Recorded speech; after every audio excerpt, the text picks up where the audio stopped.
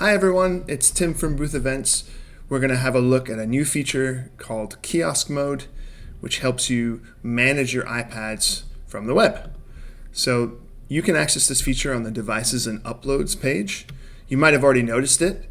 Before, you could just see what event was launched on the iPad, but on the right-hand side, you can now see there's an extra option called Enable Kiosk Mode. So the purpose of Kiosk Mode, there's two things that we're doing with this feature. One is that you want to, like I said, be able to manage your iPad from the web, so that means choosing what event is launched on that iPad. And the second is that we want you to have a way of prohibiting the guests from being able to change what event is running. So we have some customers who are running unattended booths. This is a popular case, or kiosks, where the guests should not be allowed to exit the event, and you want to be able to lock the iPad into an event. So the way to do that is with Kiosk Mode. Okay, so on the right, you can see the iPad. That's the app there running. And on the left, you've got the web view. And right now, the iPad is not in Kiosk Mode. What you can see is that there's all these events, and I can open one, I can launch one, I can change all the settings, just like you're used to. Now I'm going to go ahead and hit Enable Kiosk Mode on the web on this device. And of course, if I had multiple devices, I would have to choose the right one. And as soon as I hit Enable Kiosk Mode on the iPad, you can see that it's saying, oh, okay, I'm in Kiosk Mode now. And even if I restart the app, so if I just kill the app and start it again, it's going to stay in Kiosk Mode now. Once it's in Kiosk Mode, it's in Kiosk Mode until you disable it.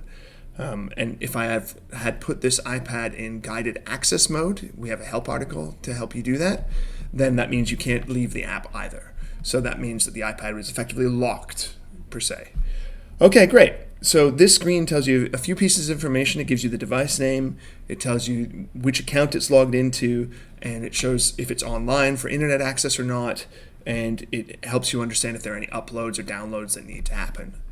Okay, that's great. Now let's see what happens when we want to launch an event on that iPad. So if I touch the iPad screen, nothing will happen. There's no way to do anything from the iPad. So it's important to think that if you enable this feature, the iPad is locked down. So let's go ahead on the web. Let's hit Change next to Currently Launched. And let's choose the Go/Fun launch. So I'm just going to hit Save Changes on this event picker.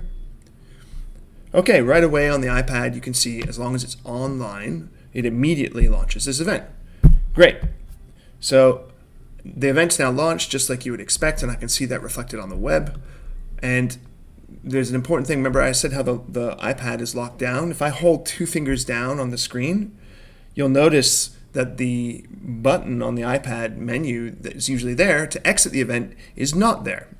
Because when an iPad is in Kiosk Mode, you cannot exit or launch an event. It's locked into the event. Okay, that's great, but what happens if the iPad's offline when all of this happens? Well, I can show you that that works really well. Let me just put the iPad into airplane mode. So let's pretend that this iPad is out in the middle of a field at some wacky forest activation, and there's no internet there. So the guests are using the photo booth offline, and the photos and videos are queuing up for later to upload. And now that event's over, and you, for whatever reason, want to launch a different event, you don't have to wait for those uploads to be finished. It's fine if there are still uploads pending for this event, the Go/Fun launch. You can already set the next event going. So let's do that now. I'll hit Change, and I'll choose this event, which I call Test. Now you'll notice the iPad didn't change yet because it's still offline, and that makes sense. The iPad doesn't know anything about it. The second that it goes online, however, as soon as it gets internet access and realizes what's happening, it launches the next event that's there. And again, you can see whether there are uploads pending or not, and you can see which events are launched. And the same thing is true as before. You can't exit that event. Okay, that's basically the Kiosk Mode feature, but I'm going to tell you a few extra kind of bonus tips on how to manage settings.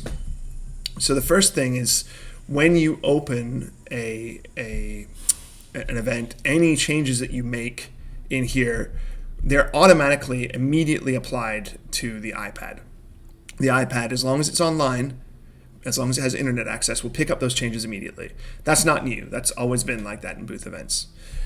Now, what if you want to change some settings that aren't here, but are on the iPad? And you don't have the iPad, it's remote, it's at the event. Well, right now, the best way to do that is with a second device. You can do it with your mobile phone or with another iPad. So let me just show you what I mean.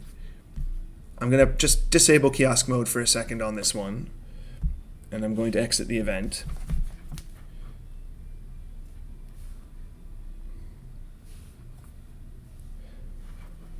So what we recommend for now is that you have another iPad or another iPhone where you have the same account signed in, and you can change the settings for this event directly on the other device. So let's say that I wanted to change the countdown timer, like the guest has called us and told us they want the countdown timer to be longer.